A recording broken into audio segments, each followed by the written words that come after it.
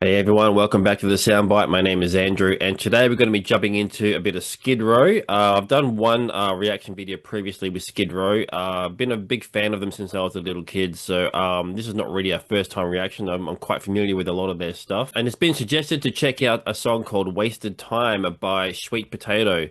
So thanks for the suggestion, and it's been a while since I've seen this song, or heard this song, I should say. I know there's a music video, but as some of you know, I don't really do a lot of music videos at this stage, only just live performances. Maybe I'll do a live performance of Skid Row at some point. I don't know if they've actually got any live sort of like official video releases or anything like that. I've never seen them before, so maybe I can do something like that if they do have any live releases. But yeah, Wasted Time is a song off their second album, Slave to the Grind, which came out in 91, I believe. And from what I understand, again, I'm not a big lyric guy, but from what I understand, this song was kind of about or inspired by Guns N' Roses' former drummer Steven Adler's drug addiction, I believe. It might be sort of about a few other people, but I believe that was sort of one of the inspirations behind this song. Because obviously around that time, Steven Adler had a huge sort of drug problem, and obviously he eventually got kicked out of the band, and Matt Sorum joined the band. But so I'm guessing obviously Sebastian and maybe the rest of the band as well, I guess, were good friends with Steven Adler, and kind of hated the way he was sort of going down that sort of rabbit hole, unfortunately, which, you know, it's a very common thing, unfortunately, in the music business, especially back in those days in the 80s, when a lot of that sort of drugs and stuff like that were kind of a big part of the scene. Doesn't seem to be much of a thing these days. I'm sure it's kind of here and there, but not like it used to be, you know. So and we lost a lot of people in the music industry over the years because of it. So hence the song "Wasted Time," which I guess is a good sort of thing about what the drugs can do and stuff. You know, it is a bit of a waste of time, I guess, you know. So let's get into it. "Wasted Time" by Skid Row, 1991, "Slave to the Grind," which I think is probably my favorite album, I would say. It's hard for between that one and the first one, you know, but a lot of people kind of go back and forth, I think, between the two. Slave to the Grind was definitely a heavier one. Then it kind of went heavier and heavier, you know. But yeah, I remember this album very well, and this is the closing track of the album as well, which is interesting because it's a bit of a more ballady sort of song, you know. So let's get into it anyway. "Wasted Time" by Skid Row.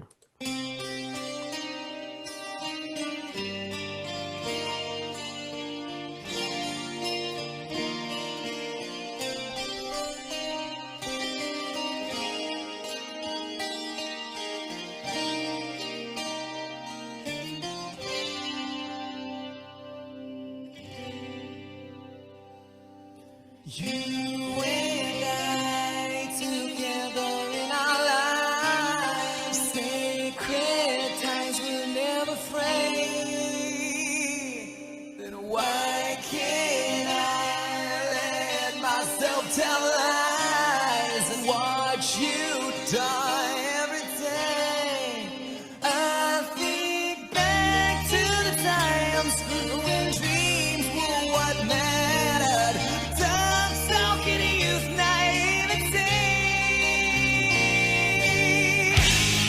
You never let me down, but the horse stampedes and rages. Yeah, remember this song. Is it all just wasted time? Can you look at yourself when you think of what you left behind? Is it all just wasted time? Can you live with yourself when you think of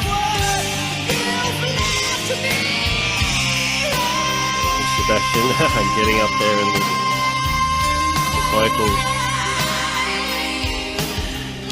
the vocals that Sebastian did is just amazing. Like, obviously he's considered one of the best vocalists in the hard rock scene, and it's amazing just the range and the notes that he sort of was hitting, you know, on those early Skid Row albums. And obviously this song is kind of a good indication or a good sort of representation of what he can actually do as a vocalist. It's not just a matter of him hitting those notes and stuff, it's just the power that he does it with. And that's kind of what made him stand out amongst so many other vocalists who maybe they all hit the sort of same notes that he did, but he did it with such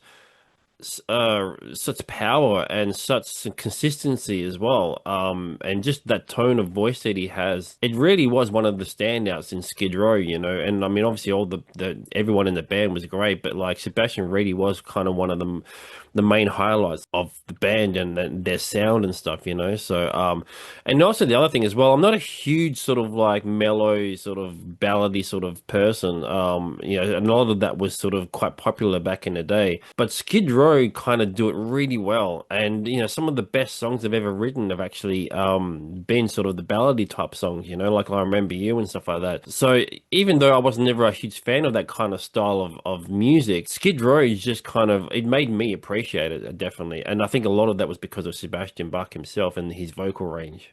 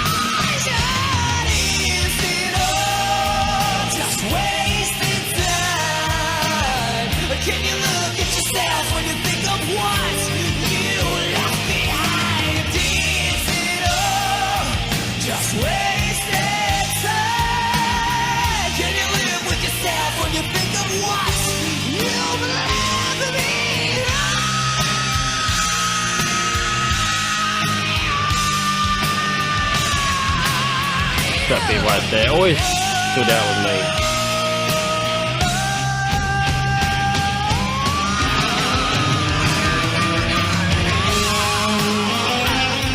Yeah, amazing.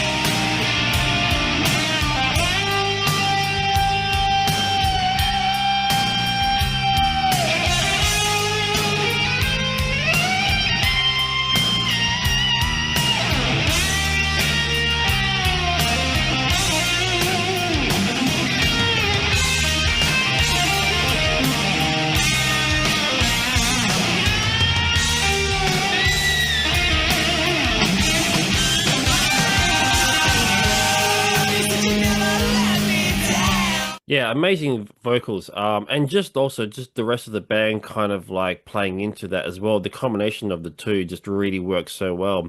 And again, like I said, you know, that's what made Skid Row so good at this kind of music was that combination, all those elements. They just did it really well. I wouldn't say they're necessarily a ballad band, but they were definitely one of the best at doing that kind of music for sure. And yeah, just those notes that Sebastian hit. It's just you know. It's some people just have that thing, you know. You can you can do 1,000 hours of training or whatever, but I think some people just have that kind of type of voice that they can do certain things, and it resonates with you or it doesn't, you know. And I think no matter what you think of the music, I think you can appreciate that kind of talent, you know. I don't know what kind of training Sebastian's had in the past, you know, when he was first starting out, but I think despite all the training that he did have, if he had any, he just has it. He just has that sort of knack, you know, that sort of that voice that makes him able to just do those kind of songs and stuff, you know. And that's kind of one of the things that I think made Skid Row so good at what they did. And also I think why continuing to this day, why people kind of still want to see that lineup back together again, even if it's just a one-off show or whatever. They just want to see it again because it just whatever reason, it just resonates with the fans, you know. And I don't think it's just the personality thing. I think it's just they want to see that voice with that guitar and that, you know what I mean, just all those sort of different parts. So I totally get it, you know. But the horse stampedes and rages in the name of desperation. Is it all just wasted time? Can you look at yourself when you think of what you left behind? Is it all just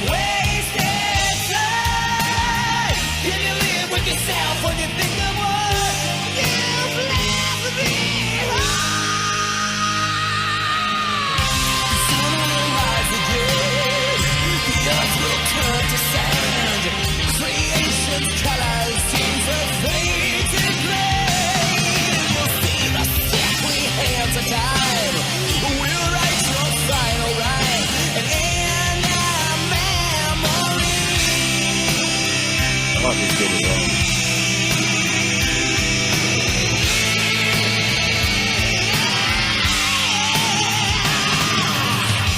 I never thought you let it get this far.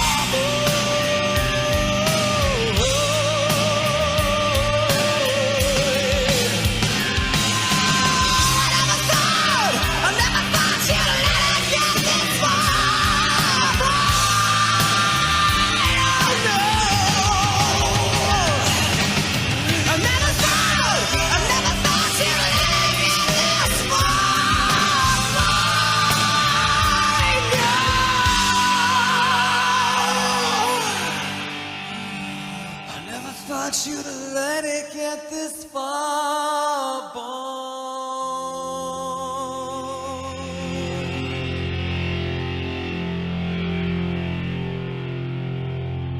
Yeah, there you go. Wasted Time by Skid Row, off the Slave to the Grind album.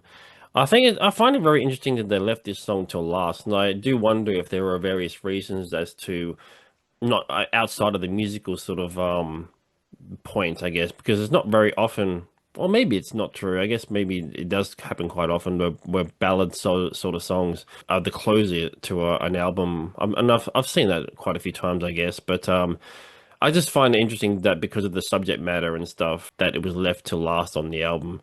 If anyone out there knows the entire story about, the song. I know obviously the connection with Steven Adler and stuff, but if there's more to the story that I'm sort of missing out, let me know in the comments. And well, I'd like to know exactly what Steven himself thought of the song, if he'd actually heard it. I assume he has, and obviously many years later, I'm sure he kind of looks back on it with different sort of eyes. Interesting story. I actually I never interviewed Sebastian, but I have interviewed Steven Adler. It's quite a few years ago now, when we talked a lot about how he's sort of living his life now, I guess, and he sort of has, I don't know, it seems like he has a bigger appreciation for certain things at this time.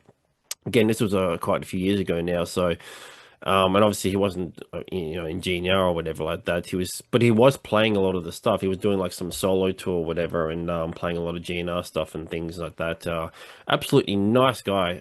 Just seems like very down to earth and stuff. Yeah, he definitely has an interesting story. And what a ride he certainly had back in the day, and everyone still loves his sort of groove and stuff, his drum style and stuff.